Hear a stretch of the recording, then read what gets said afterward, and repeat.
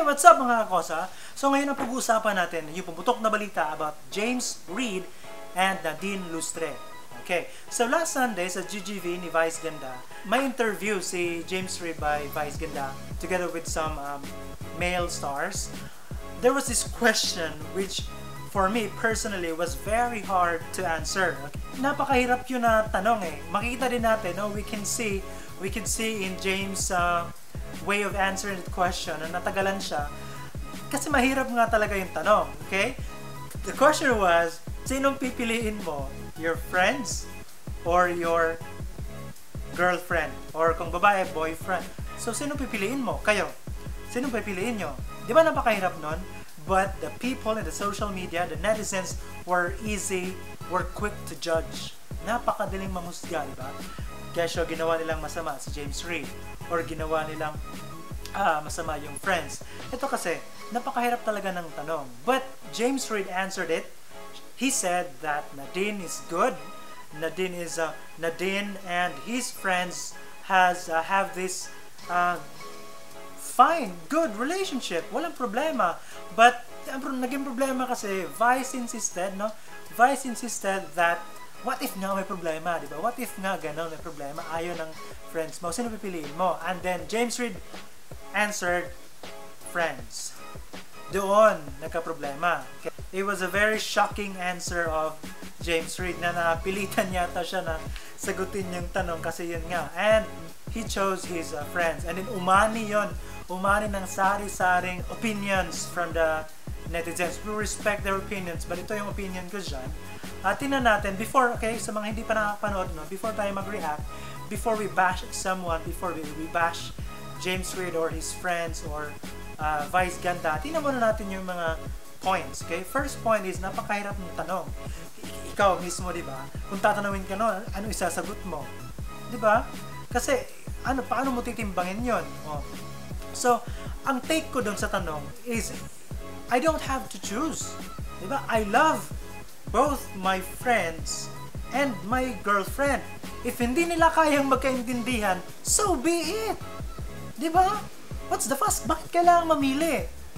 Ganon ba talaga ang buhay? In reality, ganon ba talaga ang buhay? Kailangan mamili? Okay? What kind of friends are you if papipiliin mo yung tao? O sino papipiliin mo? Ako? Kami mga friends mo? O yung girlfriend mo o boyfriend mo? What kind of friend are you? Ikaw naman boyfriend o girlfriend ka. What kind of boyfriend o girlfriend are you? Napipiliin mo. Ako na boyfriend mo, ako na girlfriend mo, yung friends mo. What? So, kapag tinanong kayo ng mga girlfriend niya, boyfriend niya, na pinapapili kayo, hiwalayan niya, iwanan niyo, kasi pinapapili ka joke lang. So, my point to that is, hindi naman kailangan mamili talaga In real life, kailangan mong timbangin. Oh, you love this person because he or she is your girlfriend or boyfriend. You love these people because these are your friends. Oh, pwede naman ganun, di ba? Let us stay that way. Hindi naman kailangan talaga na pilitin. Okay, let us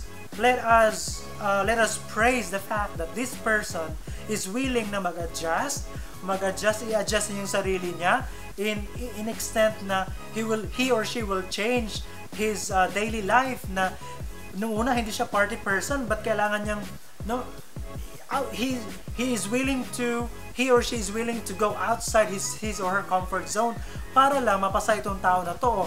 Ano na yun? Plus points na yun, di ba? But let us not go into the extent na mamimili. Kasi it's very hard thing to do. Sabi ko nga, in real life, hindi naman ganun. Oh, bakit kailangan mamili? Yung mga friends na ganun, walang kwenta yan. Pinapapili ka, di ba? Oh, kung nag-agree ka sinasabi ko, thumbs up. Pero yun yung point ko, no? Nagbabash to kaya agad kasi tinitin natin na itong pero pag let us ask ourselves, no, if we were asked that same question, what would be our answer? Oh, di ba? Kasi okay, we assume na kasi friend natin yan, we love these people, we love our friends, we love our pwera na lang kung friend mo lang, what if ka-close mo talaga yan di ba? Close mo talaga. Itong mo, girlfriend mo, love na love mo yan.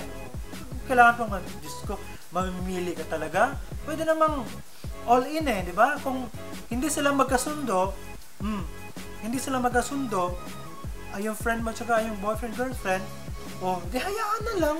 Ayaw nila sa isa't isa eh. Di ba? And ang ano ko din, pwede namang ano kasi, if kausapin, di ba? Kausapin. Yung point ko na hayaan na lang sila na hindi magkasundo is yung kung ayaw, hindi na talaga madala sa pakiusapan. Kausapin na lang na, please, I love this person. Ito siya yung ano ko, GF ko, siya yung BF ko.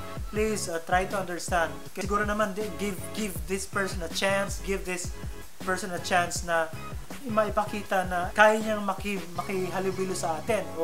Diba? Will it make you less of a person? Kung pakikitunguhan niyo ito, makimingle kayo dito sa tao na to, ano bang mali? The same with the boyfriend and girlfriend. No, will it make you less of a person because pakikisamahan mo yung friends ng taong ito? Di ba? So mag-isip-isip tayo, no? Isipin natin yung mga bagay-bagay na before tayo mag-judge ng isang tao. Kasi nga, no, even if we say it's just a virtual thing, it's just in social media, it reflects to who we are offline. Nag-reflect yun kung ano tayo sa online.